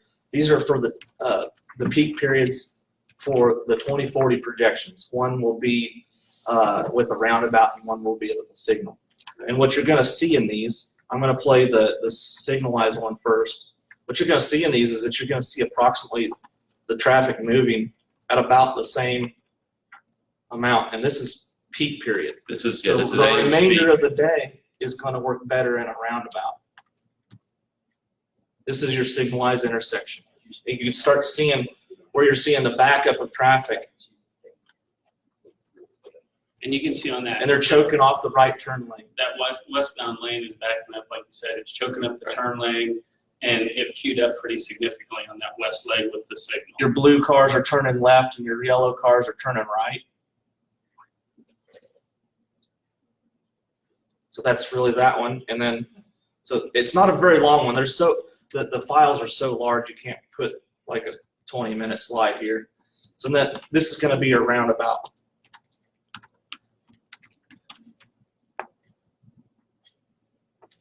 So I suppose it just takes a little time for those kids to get used to those. I was in Ireland and people going everywhere. If you're not familiar with it, you're going to. When I was in New Zealand, I saw, I think, 3 signalized intersections. Everything else in the whole country was roundabouts. And those 2 simulations, obviously, everyone's a little different when you run them because they're actually randomized because they want to make sure that it's random. But the roundabout backed up 13 cars at the intersection. The signal actually backed up more like 24 cars. At the peak of the queue, there was almost twice as many cars backed up with the signal, just because you have to wait for your turn. Did that help at all kind of answer what you were asking? Well, yeah, I mean, I just think for your presentation. I know Pete has a comment or two. Sure do. I live at 127th and Pawnee, Sierra Hills, and we're not in favor of this at all. Questions? First of all, there's going to be no pedestrians walking there, so that part of your roundabout will be out because there's no sidewalks, no students walk there. One of the questions I have for you guys, because we dealt with this issue before, and working with Pete and Jim, Mr. Howe, we had 3 or 4 meetings, and after Southeast was already built and going, there was only 2 stop signs, and they were both on the north-south. So there was probably 6 or 8 of us, presidents of different HOAs, got together, and we had open forum like this and had some good discussion, good dialogue. And so we convinced those guys to put up the 2 additional stop signs there. That really, really helped. And another thing that we had in our area out there was the cotton picking speed limit, 55 miles an hour. And there was, so at Pawnee, at this intersection, you want to do the roundabout, there was no stop signs there. And I'm telling you guys, it was a cotton picking racetrack going down Pawnee. So we finally, we got that slowed down. And the thing that really concerns me more than anything else about the roundabout is the enrollment at Southeast now is 2,000. They have the capability to go to 2,200 or more. Okay. So what you've got now, just 1/4 of the students driving every day, that's 500 cars, 500 students. And I can assure you, living there and coming out of that subdivision, I know what backup is, either direction. Yeah, I mean, down 127th, north or south, and it's the same way, especially on Pawnee going west. But the issue is that I have 16 to 18-year-old kids, and we've all had kids, we all have kids, and I can tell you for a fact, raising 2 boys, my boys had stupid written right across their forehead at 16 to 18 years of age. And Dad, across his chest, had dumb A. And so, I'm sure it's no different now than when I was raising kids, teenage drivers. And that scares me about the roundabout is because after I see them take off, and believe me guys, I've been there hundreds of times at that intersection. And I watch these kids and when they, after the stop sign, they take off, and it doesn't matter if it's down Pawnee or 127th, it's hammer down. And even though the speed limit's posted on 127th at 40 miles an hour, and Pawnee is 45, you guys will slow them down a little bit, on the roundabout, but that's going to give them a running start because they're going to come around here and then wow, and it's going to be a slingshot coming out of it. But if we're going to do this, and you're saying it's good, for the school and this community, then over at 143rd and Harry, is another roundabout possibility. We've got a temporary signal light there that's just hung up. And your traffic counts, I think, are skewed. You did those in, what, 17? Correct, so that's. Okay, and you need to do them in 19 after school starts next week. Understand. And you need to take into consideration when you did that in March, the east lane on Pawnee was closed. That's correct. So just because the bridges were out. Now, and you've also got Greenwich and Pawnee closed.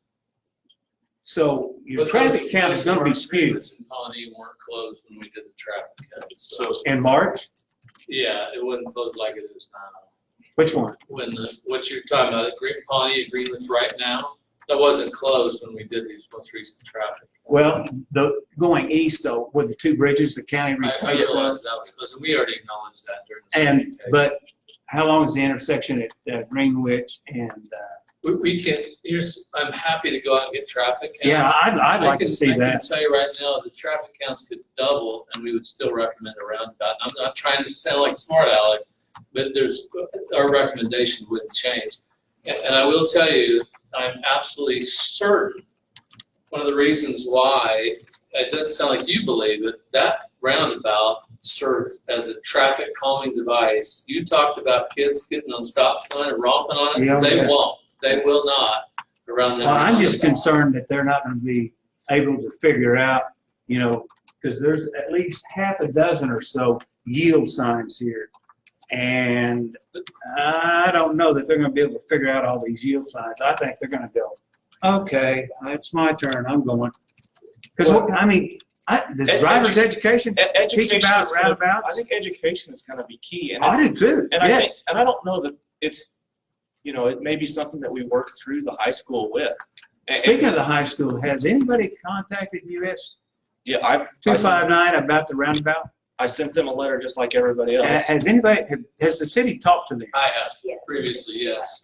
Good. People I've talked to. Because I'm telling you, they were very upset about the traffic situation before we got the other two stop signs installed. They were very upset because they hadn't been included in conversation. But now let me tell you here, another thing too is with the roundabout, you're going to slow down the traffic. But keep in mind, gang, I just told you there's 500 students that's going to be driving. There's also going to be 200 vehicles with administrators, staff, support staff, and then there's 65 buses a day that goes to Southeast, twice a day. None of that's a surprise. No, We know but that. None of but that's a then surprise. that doesn't. We haven't even got into consideration of the other vehicles of folks that live there, and we travel that every day. That's why we've modeled it, even though there were some things maybe with Pawnee being closed. And another thing, the farm I would tell equipment you too is again, another I would deal. tell you again, in this area like this, I don't want to sound disrespectful, the numbers you've talked about are so minimal. 565, those are nothing to be accommodated through a roundabout at all. Those numbers could double, and we would have zero concern about it being able to handle I'm that. not so sure they won't be double. Well, it It is- could be, and it'll still work just Yeah. fine. And Gary, I just want to make one quick comment. I did reach out, it's a while back now, but I'm just stating this as a fact. I reached out to Mike Tian, the director of transit, because I was curious about this. And he came from a community that had a similar thing. He's not worried about the buses at all. No, I'm just concerned. The biggest concern is the young driver. Well, I want to make a The comment about, roundabout probably good, but if you, like I said, if you're going to do one there at 127, and it's so well and good, you need to flop over 143rd and Harry. You know what, I appreciate, hang on, Ken, just a second. I appreciate hearing you say that, if you don't mind, real quick. We talked about that. Right now, there's more traffic at that intersection there is at Pawnee 127 overall. Yes. And that's why it I lends agree. itself a little bit better to that. That doesn't mean that's out of the question, because the signal we put up isn't necessarily temporary. It's just a cheaper way to put a signal up. Well, and that's another point, Gary, you brought up. We're talking about 1.2 million that we're going to do a roundabout, and we can do a signal for $150,000. We can replace a lot of signal lights over the course of the year for That versus 1.2 million. Well, so, but then you've got operational costs. That's, Uh, I can we've still got go a long ways with resources that. What's that? We can still go a long ways after our initial Well, it doesn't installation. even warrant a signal right now, so we're either gonna build a roundabout or do not. 143rd, it doesn't warrant a It signal. absolutely does. We would not have put the signal in if it The did. temporary one up, It warrants signals. We didn't put that up because it didn't. It the one at, warrants signals. how about Harry and 127? Yeah, it will absolutely warrants It does signals. now? Let me address. Yes, please jump in, and then we'll take. I want to address your earlier comment about the aggressive drivers, Yep. and you are correct. Kids can be very aggressive. Mhm. And you know the slide that we Yeah, had right. that had the, talked about all the conflict points? Mhm. That intersection could potentially get more dangerous with the signal than with stop signs, because you're gonna have that kid going and going, I can make it, and he's Green gonna light, push it, yeah. and he's Yeah. gonna go for it, even if it's red. The biggest thing you have is turning left. Kids don't know when to make a left turn for the life of them. And that's when you expose yourself to I'm serious concerned whether they're gonna accidents. be able to figure out yield signs and around it. And there's danger, but I just wanted to point Yeah, out, that's that's the one true. thing about the aggressive drivers That's is true. those T-bones and other accidents are more likely to happen when you have that young aggressive driver who's trying to make it. That's right. And I think there was a comment earlier about how kids kind of, it was kind of an offhand comment, but kids kind of pick up stuff a little bit. Those guys are young, but they will learn pretty quick how to operate this. It's not, it's meant for people that have less experience. So I know Nazir has a quick comment, then Sam, and then we'll go for community comments. Well, one thing I noticed about your little diagram up there, and it really brought it to mind, is the safety issue. I think around, because run a red light, you T-bone somebody, that is a serious, You where completely, this is gonna cut down. you completely 'Cause I eliminate was that. kind of like you, I kind of thought, oh, you're training people, but the seriousness of any accidents in there will be in. And this brings up, this brings up the fact that you're talking about a lot of kids using that. You're talking about serious accidents. Who wants their kids to have serious accidents? That's right. So Nazir? Yes, roundabouts really work, but we need to be educated how to use them. Yes. A Yeah. 1-minute video with drones and actual cameras of actual cars going around in town over here, just 1 minute. It'll show us and these kids how to negotiate around. So the city can do this, and then it'll be helpful for most of us who don't know how, and make it mandatory for the school kids to I think do that's that. completely within reason for us to possibly do something like that here, and especially promoting that through the school. Thank you very much. You got yours already? Yeah. So we're gonna go to the community, and if you would like to make a comment, please just state your name and your address so that Corey can get it for the minutes. So just state it clear and loud so he can hear it, and then we have our awesome timer, Nick, and anybody who wants to make comments in our 2 minutes. So, yes, sir. Justin Spiro, representing 127 Pawn, southeast corner of 127 Pawnee. I do have couple questions for the designers. If you can pull up slide 6 in the presentation, so I can direct your tab. We had you kind of had conversations about the overall design. Is the design consider the access control of the surrounding flats and the impact that it's going to do to the out parcels at our development? We looked at that today. There's in the plat, it has a 400-foot setback from the intersection, and our design doesn't even go back that far. Okay, so where your bottleneck stops, it's not even to the 400 feet yet? It's short of that. Yeah. Okay. Excuse me, I guess it's not design 6. Ken, will you go ahead and take it to the one that showed your overall design? I'm Yeah. more concerned with the southbound leg. Okay, so right there, we're looking at the southwest corner, bottom left corner, that out parcel that's there. We've had a lot of mixed-use retailers interested in this site. You can see from the other presentation, people looking at development. That hard corner is going to be something that's going to be a prime piece of real estate people are interested in. Are we projecting race medians there? Or are you still saying that, I'm not that familiar with this plat, but you're still saying that's 400 feet from any intersection? The plat there was a statement on the plat saying that the plat access control would be based on the city's established access management guidelines, which calls out for the 400 feet. what we would envision there is at that property line, you would want to do some kind of a joint use drive with the adjacent property owner to access around either that median would be what I would anticipate. Okay. Does this design allow for full movement access going on Pawnee and also 127? Bear in mind, this is a schematic design. If I'm you had, just a asking for specific, compensation. if you had a Yeah, specific sure. concern, you'd want to bring that up with. Yeah, we'll be getting into that further as we get on.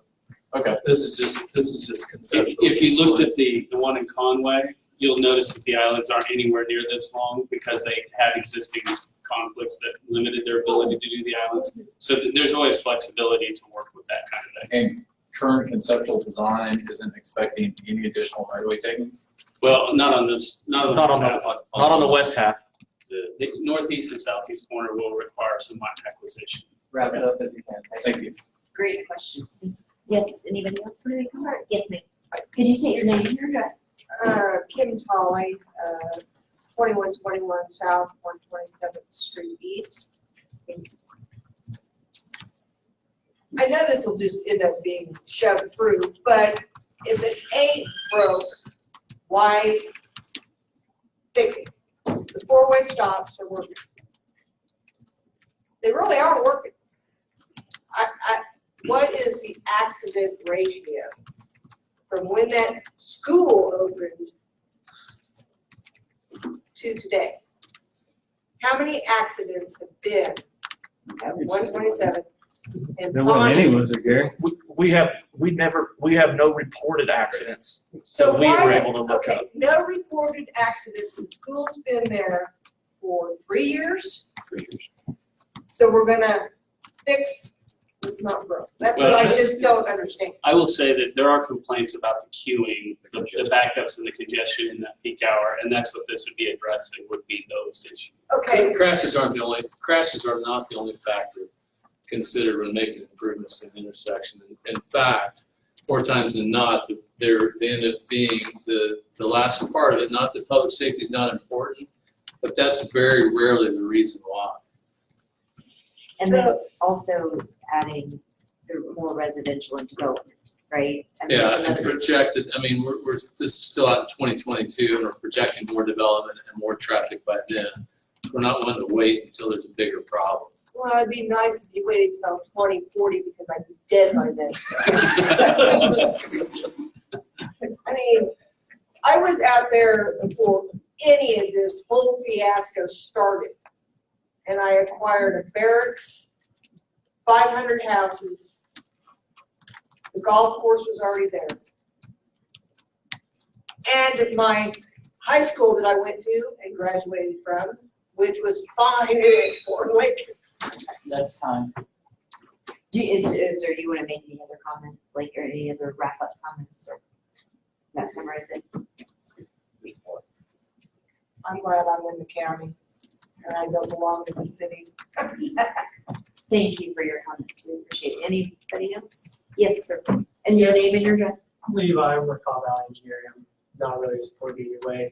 Gary or Kate, I'm not sure which one of you supports, but I know you guys keep saying that even if traffic can hold the roundabout. If I was in there, something I want to know is, at what point would you recommend signals instead of the roundabout? What level of traffic? You guys might have that number already. Right. It would just be something good to know, because if it's 100,000, you're projecting Sure. 20,000 and 2040. Sure, we looked at this, and I want to just be clear, like, if a signal would work better here, we would recommend that. And I had numerous other projects, like a roundabout works well for volume patterns we have, relatively balanced, considering the school and everything there. So we went out to 2040, as numbers say, so today there's 7,500 cars a day entering the intersection roughly. The WAMCO projection, I think in 2040, 17,000. We went up to 19,700. At that point, the roundabout's still better. One of the things with roundabouts that can happen sometimes is if it does get very, very congested, where the signal's not operating great. In that case, the roundabout sometimes can be worse because you can't control certain movements. With the signal, you can give the left if there's a really heavy left turn movement. You can do that all the time. Roundabouts don't have that option. So what we found was even at that 19,700 cars per day, almost tripling what's out there, roundabout was still good. If you went 20% beyond that, signal would outperform, but signal would still be operating poorly, it just wouldn't be as poorly as Roundabout. The virtue of our design is that if they ever came, which is going to be real far down the road, we've configured it to be easily amenable to that two-lane configuration if that was ever needed, which is again, talking 30 years from now. Yeah, and I'll throw in an aside, he alluded to it right there. There are situations where roundabouts are just bad ideas. If you have heavily imbalanced traffic, you would want a roundabout, a large difference from one to the other. I was in Las Vegas, my dad was in the hospital many years ago, and they have a roundabout next to the hospital. And it was not a good decision to put a roundabout there. And certainly if we were in that kind of a situation where we projected an imbalance, we wouldn't do that. We don't have that kind of a situation here. If you double traffic, you're still, as long as you stay balanced, it's still going to operate well. So a roundabout on Kellogg would not be a good idea. Oh, that would be a terrible idea. All right, so do you have another question or comment, Sarge? Yeah, so just want to say I appreciate that Gary's already reached out to the high school and James and taking this into account. So I think that you guys are doing a good job there. Working with the high school and actually training the kids different drives other stuff will help here a lot.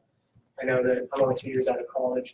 It's culture shock when I went to Manhattan, Kansas, and I did go to that roundabout on Anderson. And until you get used to it, I will say the kids are going to treat that like a stop sign. So it's going to be important that you do train them that it's not a stop sign, it is yield, that you do cut through movement. And at that point, I agree that I think that roundabouts are a very good thing once you get used to it. So. Thank you for your, that's a great. Okay, so let's bring it back up to the board, because I don't think we have any more comments. So the recommended action is for us to recommend the proposed design concept. So again, Sorry about that. Advisory board, that's okay.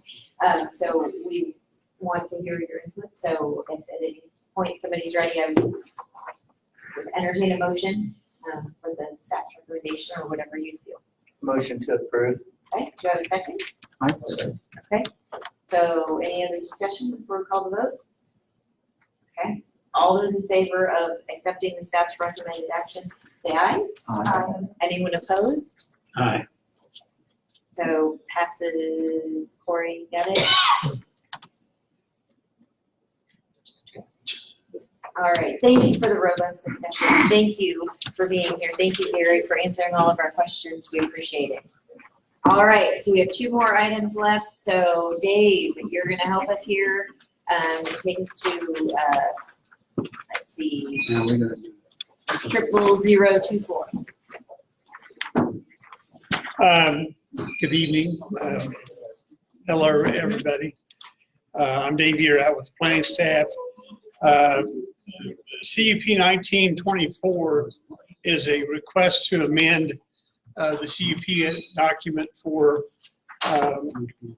the very sexy CUP called Parcel 18 and 18A, which is essentially the southwest corner of 29th and Rock. And the property at 2949 is the was a restaurant. I think they called it 2 Olives. Okay.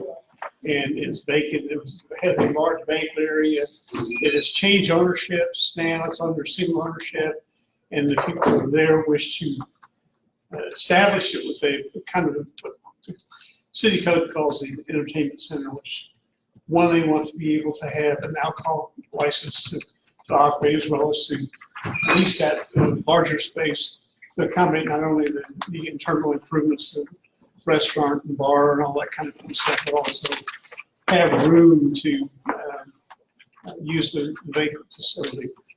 Under the CUP and under the city rules, they have to formally amend the CUP. So that's what this is about. Planning Commission has heard that case and unanimously has recommended that it move forward. Just lovely timing as we come to you. This will not go to the council. We're in the protest period right now. So unless there's a protest, it would not go to city council. But we have the opportunity to share with you guys. So there's no physical changes intended probably other than the sign name change, but there's not expanding on the building. Parking is already fully there. Had 0 calls on this case. So be happy to answer your questions. Any questions from the board? So you've got no call, no. Any questions or comments from the board? Just a short comment. Yeah. This is the Tobia sisters, Rhonda and Jumana, used to be the olive tree 30 years ago. They're not going to come up with something sleazy or anything. I mean, they're really nice place to go. Put that in the minutes, Corey. I mean, they're The language people going and in, make sure it's not sleazy. they're good people and the establishment they have is pretty good, so I don't have anything. Thank you for that comment. Appreciate it. Anybody from the audience here want to make any comments on this one? Okay. Any other comments before we proceed? I would entertain a motion. So Sam and Janetta the second. All those in favor say aye. Aye. Anyone opposed? All right, passes unanimously, Corey. You got it? So the next item. Second case is the request to amend the CUP for the Meadowland Commercial CUP, which is really a rather large, awkward parcel the way that it's built, because I think it started before we got 96 and the Turnpike and Kellogg and everything else going on there. The property in question is on the east side of 127th Street, right up against the Turnpike. And if you bend past the little barricade to get down to that property, it's further to south on that east side, and it's just vacant ground with lots of trees on it. Primary request was to accommodate the idea that it would be expanded for uses to include self-storage. That particular parcel is such, there is a drainage easement, drainage reserve on the north side of the property.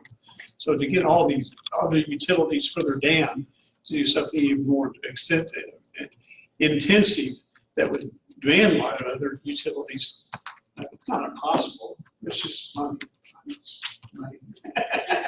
It's the drainage one. Yeah. But yeah, this particular property's got 96 highway on the east side, the Turnpike on the south side. 127th Street, that location, I don't think it really has got any plans for improvements beyond what is there now.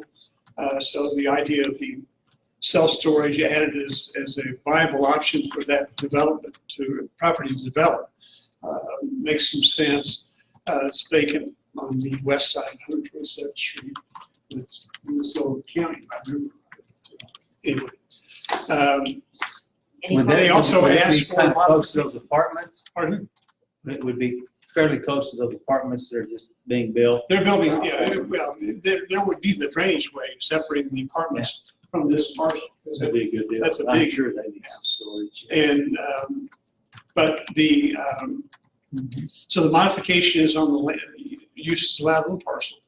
And also addressing the addition of, if you've ever paid attention on, as you're going south on the Turnpike, once you get underneath the bridge, you'll see an old billboard that's been there for a long time that currently advertises Baker Furniture.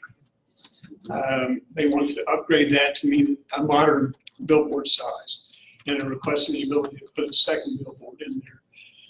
A couple of unique things that come into play is one, that there's a restriction on no billboards within 600 feet of 96 highway. Well, there still is room for the another billboard closer to 127th Street. They have the right under the city code, sign code, to upgrade the existing billboards. So we've added a modification to allow the current billboard to be upgraded to the current standards, and then also another one to be put closer to 127th Street. So that was done. The language had restricted it to just the self-storage complex, but at the request of the applicant, they wanted to retain some other uses potentially, because the primary use envisioned in the CUP was more apartments. And so they didn't want to completely lose that. They had to rezone to GC in order to get the billboards. But we restricted it back to, I think, it was GO uses with the additional GC for the billboards. So Planning Commission did approve that. We're also protest. No, we cleared protest. So there wasn't no process, but this will go to City Council 27. Yeah. Did you get any calls or ladies' questions? The only call I had on that was someone involved, I think, with the residential stuff on the other side of 96. And their only concern was to ensure that we were not going to allow a billboard on 96. And we said, no, that's not one of the options at all. They said they had no problem with anything else about the issues. The only vehicular access is 127? Yes. That's the question I have. I assume you're going to move the road close sign down to the second bridge. Otherwise, there's no access to this. If they don't, then they'll learn KDOT will run that. So, yeah, but no, right now there's a barricade across at Douglas. It says it's road closed. But I drove around the road is on down. It's not in great shape. Now, this is not high traffic where you're going to rush hour down to the storage. But I'm still concerned. You were back 2 months ago when we had the duplex thing. We're still putting an awful lot of, putting additional traffic on not very good roads. It's not probably would be triggered by this case. The property that was across the street to the west was not when I was here. I don't know, Gary, you guys recall if you want to talk about what theoretically was even offered of tying 127th over to Delta, and as part of the Kellogg improvement, actually was going to change the traffic accessibility in that area, primarily for 127th, but that landowner was not going to do anything. Now, if and when they come forward with a proposed plat, who knows what's going to change? So. Well, I'm right on it that the area is being cleared. Yeah, that's a planning issue more than the area is being cleared on the west side of 127. It should come off the turnpike. Yeah. It's commercial, isn't it? That's why it doesn't look like residential. The big property, I don't think it's probably commercial right now. I think it's just no, the west side of 127th, right north of the turnpike, is actually in the county and zone residential, as I recall.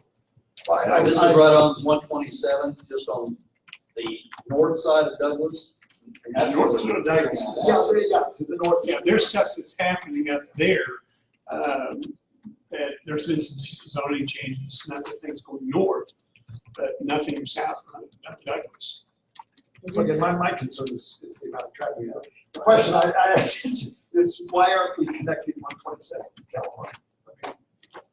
So, first answer is 127th Street from the north has never been connected to Kellogg. Well, I would you guys do it just as bridge out. It was so I from- assumed It was from the south. Private bridge to the department. That access has always been KDOT's maintenance yard. That's the only place it went to. For the same reason, we're not connecting 127th Street from the south. We're getting rid of all aggregated intersections with Kellogg. That's where our highest accident rates are. There's no room to build an interchange there. There's not traffic volume to justify it. That's where T96 and the KCA come through. You can't squeeze all that in. Well, doesn't that? I thought that was the one that went by Party City and goes right straight into Lowe's, doesn't it? Is that not 127? On the south side of the Lowe's. No, that's Delta. Okay, I'm sorry. Zelta goes through there, correct? Yeah. Okay, just curious. At such time as that landowner seeks to rezone or gives it to a developer and comes forward with a rezone and an inward plat, who knows what's going to happen at that time. But right now, no, nothing's happening. This is a dead end street basically at Kellogg. 127th Well, dead ends at dead Kellogg. end in that it doesn't go on through Right. and it doesn't really lead you into, you don't end up there with no turnaround. Right. You end up in Kadosh. Right, right. So if this piece is going to develop, this would be probably the best use for it versus another apartment complex that will generate a lot more Well, traffic.